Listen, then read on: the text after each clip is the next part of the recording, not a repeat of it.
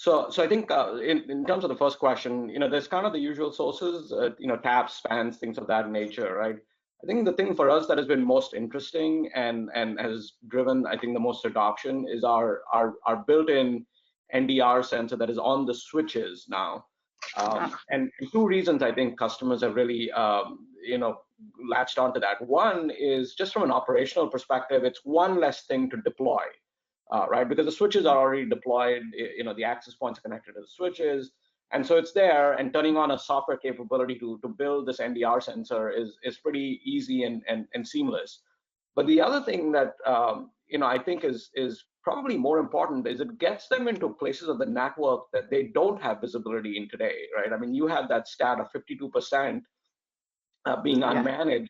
Our own data, I think, shows that somewhere between that 50 to 60%. So I think it kind of aligns with what you had, and a lot of those we're seeing in kind of campus locations, right, where it's a small branch office with like 12 people. You can't really put a rack-mounted appliance there necessarily, but the switch is already there. So those are, I think, two aspects that touch on, I think, both of your questions, right? Like, how do you get the data, and then how do you improve the visibility? How do you get better visibility? But I will say briefly to your second question, absolutely, I think customers are expecting the network solutions to actually give them an effective map of their network, right? Because they realize that the endpoint solutions are just blind to, again, 30, 40, 50% of what's on the network.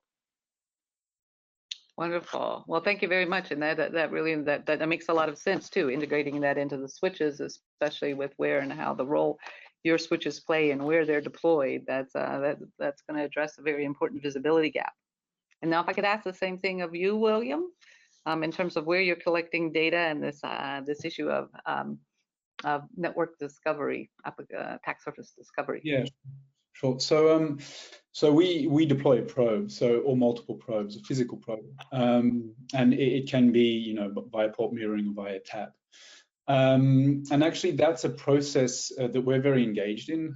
So we have one of our chief, networking experts that comes in, because actually that process of deciding where we're going to place these probes is really good to understanding the network and what level of understanding the client has of their own network. And so this process for us, we take time in doing it, but we find it's an essential step of doing. So our physical probes are running Cosmos, and so that's the first point of entry. And then that physical probe will do a first analysis on premises, and then it will send metadata where the AIs will be analyzing that in the cloud. And so the metadata, of course, has to be anonymized, it has to be secure. But yeah, so we find that first step essential in mapping out and helping the client map out what they want to cover and what kind of traffic they want to monitor. On your second point of network discovery, yes, I mean, that's one of our great selling points during the first week. So if our client isn't going to be attacked, how can they know that we have added value? And that's really important for us, because the amount of surprises we get where we say, well, you've said you have 2,000 IPs, you have 5,000, you've got a virtual network you're unaware of, you have something that keeps pinging the network, are you aware of this server? And we also, not only do we help map out the different assets, but we also characterize them. And we say, well, we find that this is acting like a web server, this is acting like a Kerberos server, whatever. And we validate that with the client. And the amount of surprises we get during that mapping is great just for selling the product, because they know that it's actually working and we have a good visibility of the network. Wow, that's got to be reassuring to have some of that visibility restored. And that's a very interesting complement too between the two, with deploying things very strategically with the probes in some of these campus or decentralized locations, with the crossroads and the switches that Arista is covering. So helping to fill in all those gaps. And Danny, our technology is embedded in a lot of different networking and security products, but have you seen on the security side, like some changes in where IXE is being deployed for that visibility function? Yeah, well, I agree with all my fellow panelists have added. And from what I'm seeing today is that we're seeing more and more security being pushed closest to the user and also closest to the edge, whether it be the branch enterprise edge or the cloud edge. So we are trying to, at least from what I'm seeing our customers are doing, they are trying to get the security really closest to where they can enforce the security policies and all that. So, for example, we are seeing firewalls in SD-WAN devices.